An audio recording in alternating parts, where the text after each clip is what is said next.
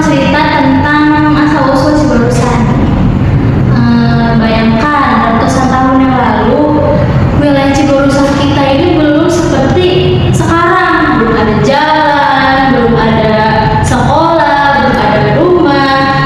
Tapi yang ada itu cuma hutan lebat, pohon-pohonnya besar-besar, terus banyak semak belukar.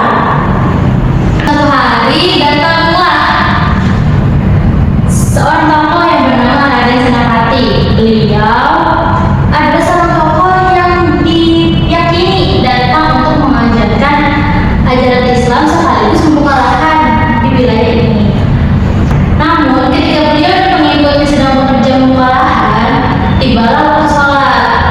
Beliau hendak berwudu nih, tapi nggak ada air. Kalau kalian ada di posisi beliau, hal apa yang akan kalian lakukan?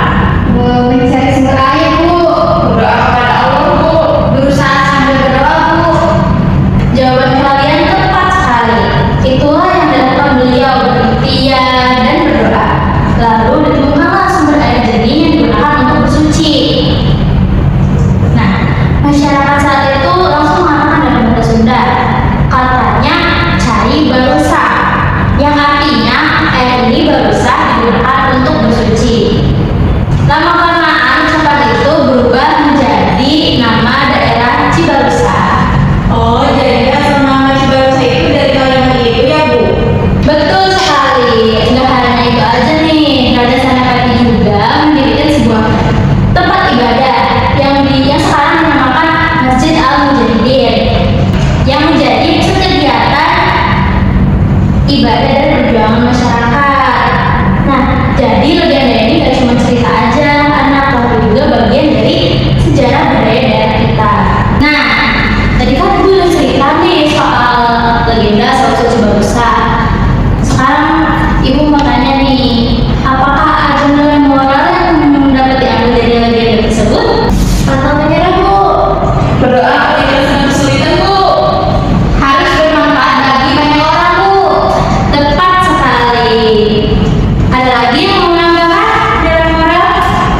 Kerja keras membuka lahan, Bu. Tepat sekali. Menghargai orang zaman dahulu, Bu. Betul. Nah, betul sekali. Tepuk tangan dulu dong buat kita. Nah, ternyata dari satu legenda aja kita bisa belajar tentang keimanan, kerja keras, bersyukur, dan menghargai apa itu sejarah. Sebelum menutup, kita latihan fokus cepat dulu ya anak-anak. Ibu akan memberikan pernyataan.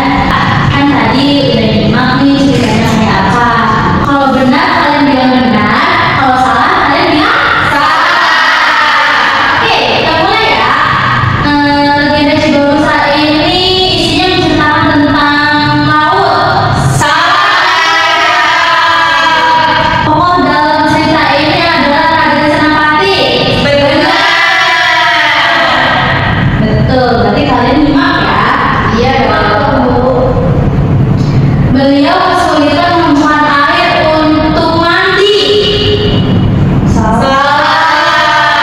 Benar. Salah. Salah benar.